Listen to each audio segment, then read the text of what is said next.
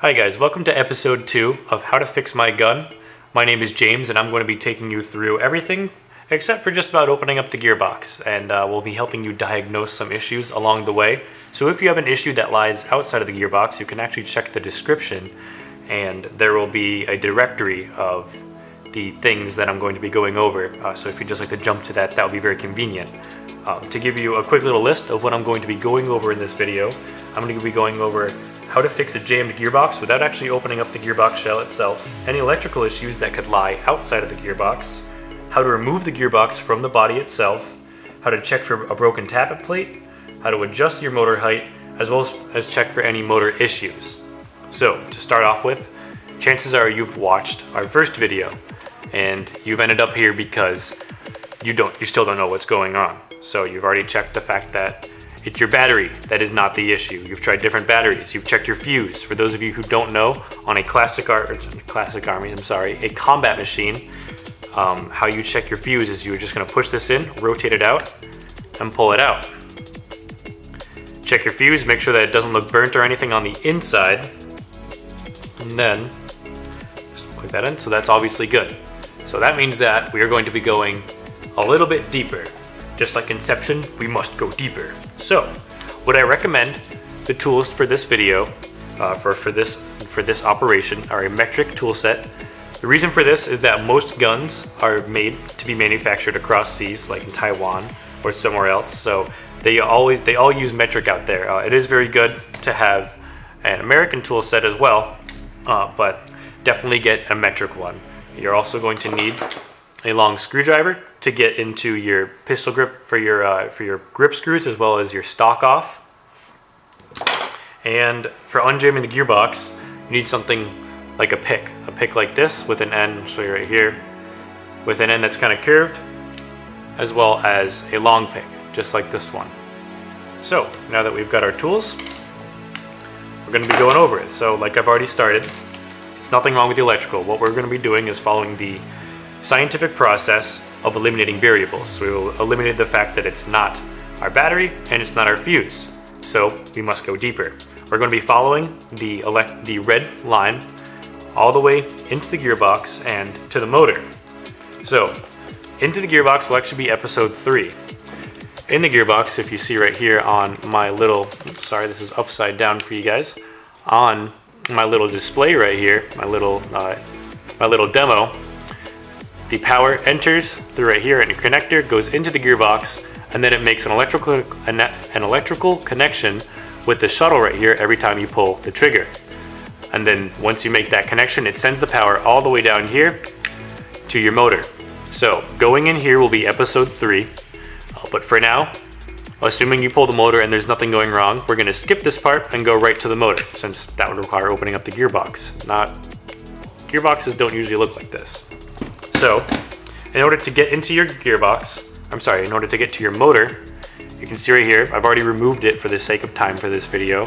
This is what your motor plate is going to look like. It's going to exist right here on your pistol grip. So what you're going to want to remove are these 2 screws right here. So you can get it in focus. You're going to want to remove these 2 screws on the opposite ends of the motor plate. Right here in the middle, this is actually going to be your motor adjustment screw, which I'll show you guys later on how to operate. So, right now we're going to be checking for anything electrical. Alright, so you pull the trigger, nothing happens. Also, by the way guys, of course, do this with your gun unplugged. That should be quite the obvious one. And so you check for your connections. A lot of the time on new guns, what I've found are that sometimes out of the factory, they don't clamp them on your, the spade connectors aren't clamped as tight as they should be, and they'll fall right off after just a couple shots. So you can usually tell. I'll bring it right up here and focus it for you guys. So you can usually tell right here. So your positive is gonna be right here, has a little positive sign. Then your negative sign, sometimes it's marked, sometimes it's not, depends on the manufacturer. And it's gonna look like this. It's gonna be on opposite sides of the motor. And you can usually tell, it'll be pretty obvious if your motor connector is not connected. So, if your motor connectors are connected, you're pulling the trigger and still nothing is happening, what do we do? So to check for any motor issues, this is the part of the video where I'm going to be showing you guys how to check for any motor issues. You must pull out the motor from the gun itself. So what I recommend is a pick just like this. And on this plastic bridge right here, this little plastic piece, I like to get this under here. There is a little bit of room. Hook it under, then use the grip to kind of leverage it up. Should come off nice and easy. Sometimes there can be a little bit of a pull. Just be careful, because if not, it'll kind of come flying out. Also, don't forget that as you pull this out, your motor spring is going to come out as well. So make sure that you remove that. So, right, our motor. Usually you can do the smell test. Sometimes they'll smell pretty funky. They'll smell like, if you ever know what an electrical fire smells like, it'll smell something similar to that.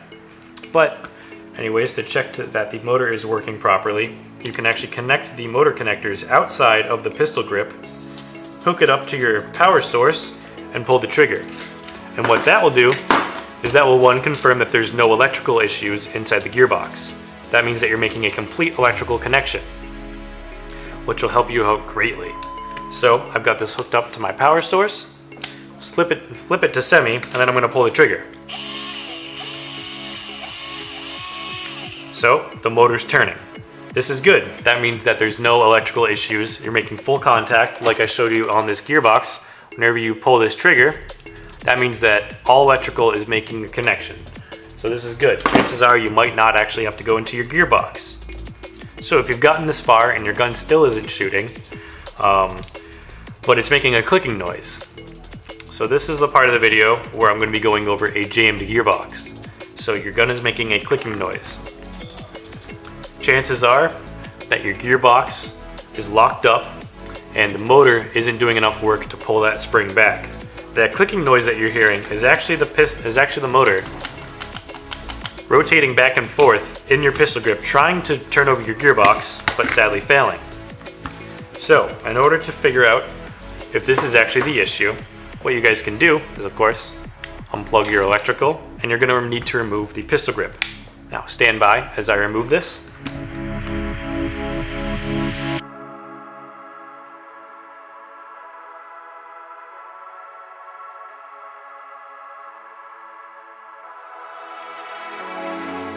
Alright guys, I have now removed the pistol grip from the gearbox. The two screws that were holding it in case you guys couldn't find it, they were set opposite from each other. Get this in the shot for the camera. So I've got one, let me focus it too, sorry guys.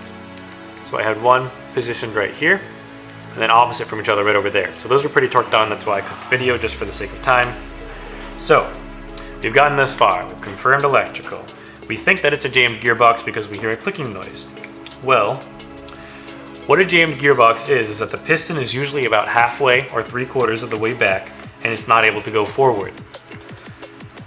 So what we need to do is actually send that piston forward. The correct way to do it is to open up the gearbox, but that's no fun. That takes forever, and it's also in a different video. So, how do we deal with this? Well, there's actually a reason as to why this piston is not moving forward. And that reason is the cutoff lever. The cutoff lever stops the gear train from being pushed back because there is a spring applying force in this direction on the piston. So obviously it wants to go forward. How is it stopping? Well, it's being stopped by a cutoff lever that is right here where I'm pointing at. I'm going to show you on my demo gearbox exactly where that is. This one, I need you guys to bear with me. It's kind of hard to get a good camera shot on this. So it is right under right here. And this little pin right here actually houses the cutoff lever. Even better, oh look at that, real up close for you guys. Get in there. So right here, what I'm touching right here is the cutoff lever. Sadly, it's not as easy as pulling it right from here because real gearboxes don't look like this. So if you want to release your gear set and send that piston forward, what you can do is grab a pick. This is where a pick just like this one will come in handy.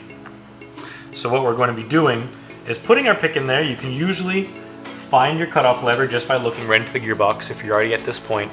By looking right through where your motor goes in, it's going to be from this angle. It's going to be on your right side.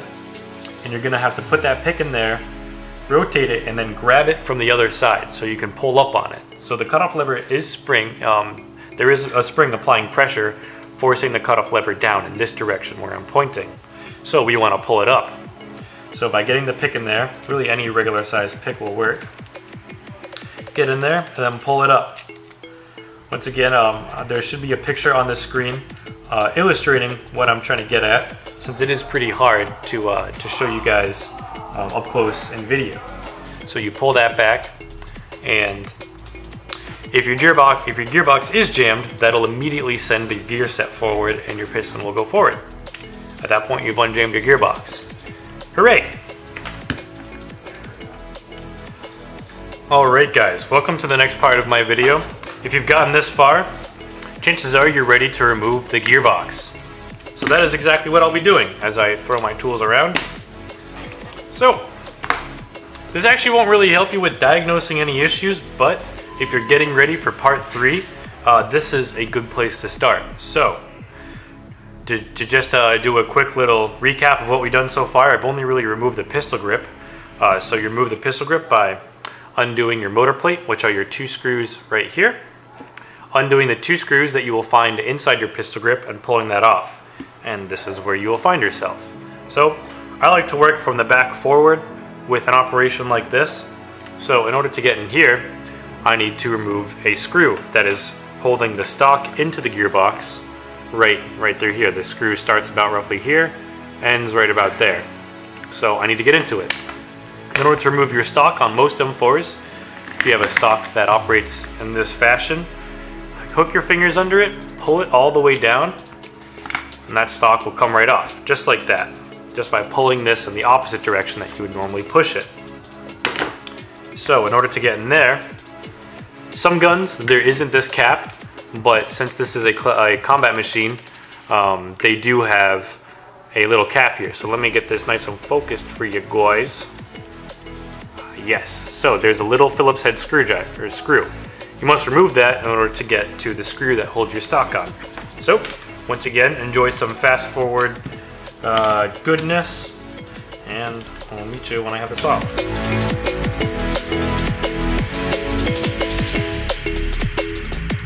And welcome back. So I've pulled this off. It comes off nice and easy.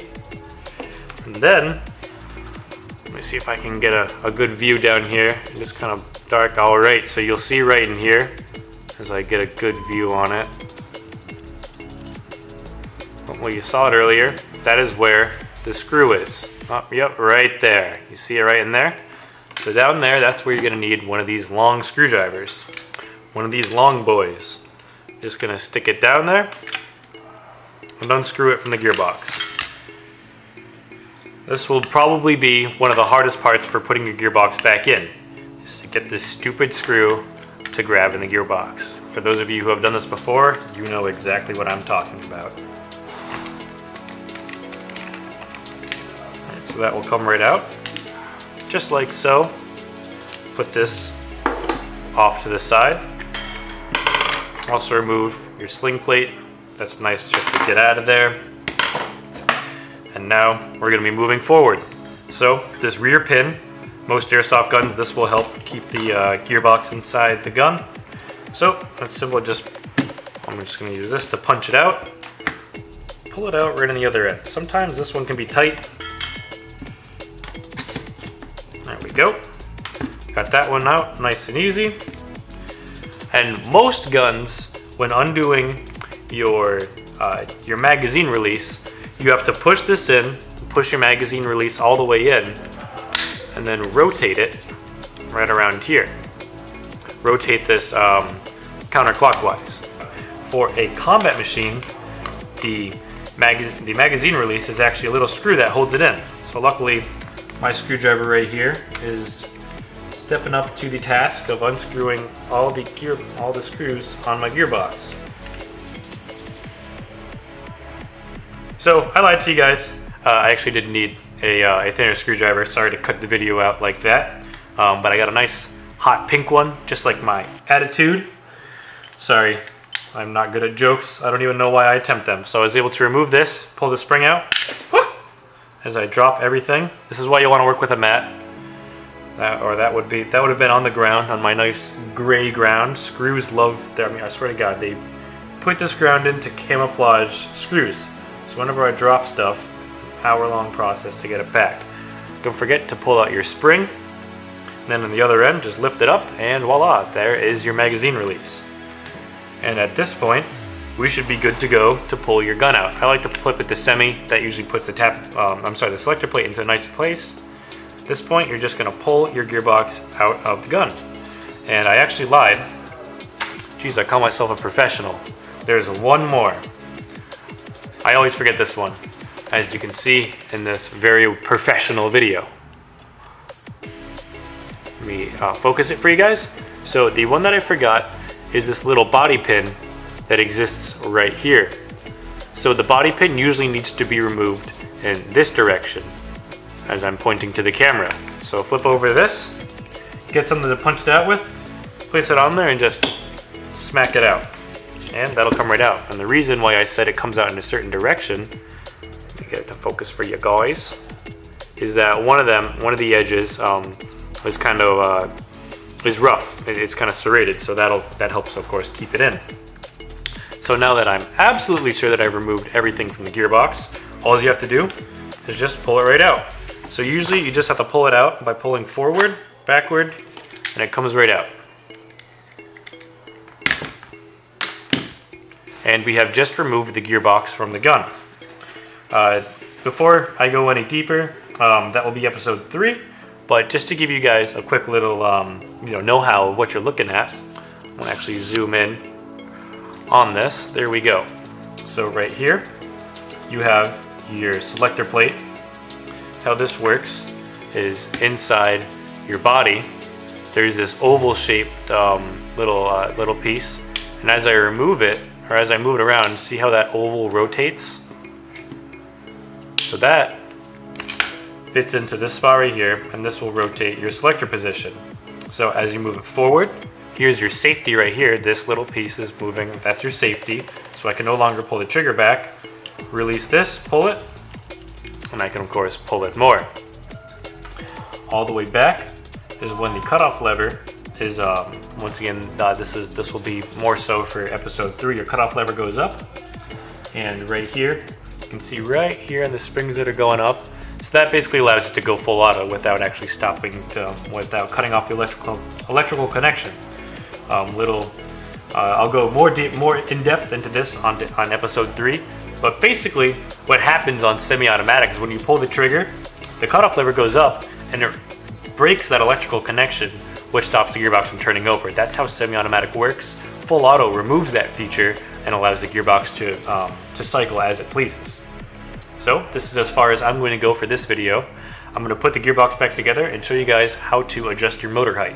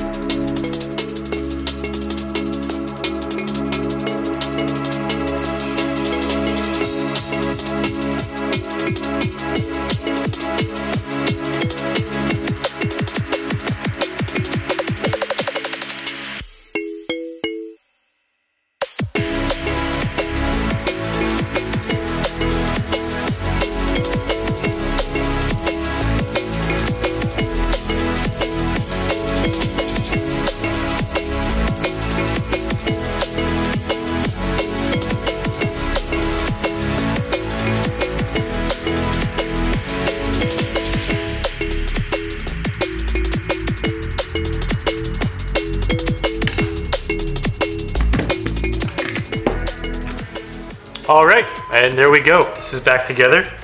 Just to make sure that I didn't screw it up, I'm going to plug this back in and pull the trigger. All right, so this is the part of the video where I'm going to quickly go over to determine if your tappet plate is broken.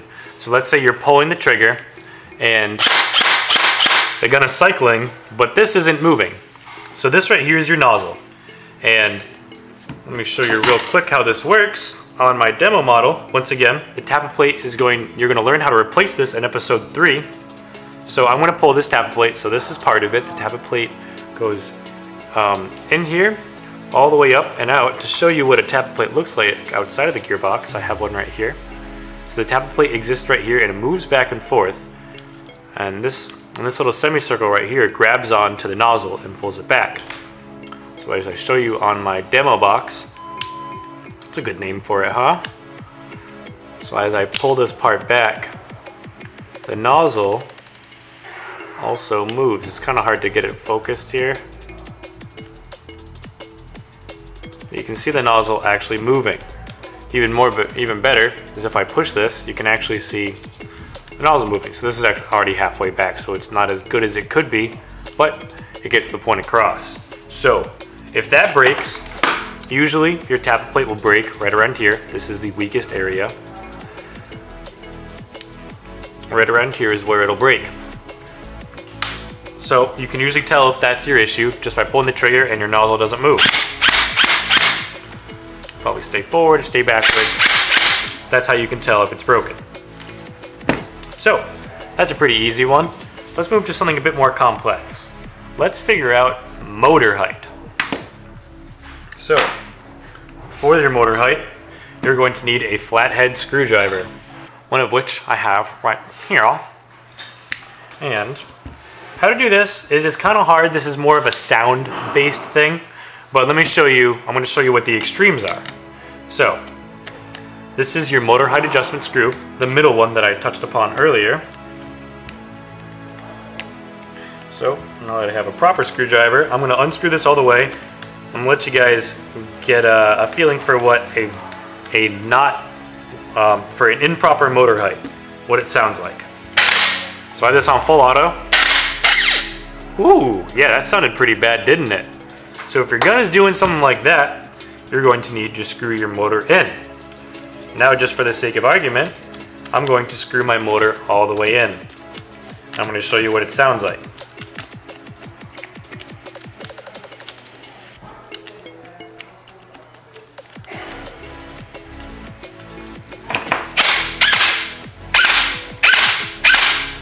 Hear that very disgusting high-pitched sound?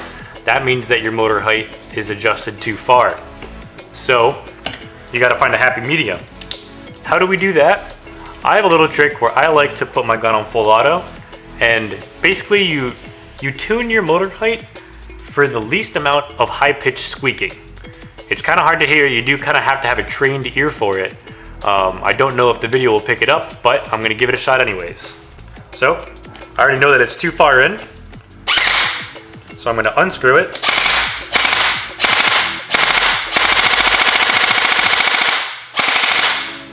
See, I went too far in that case.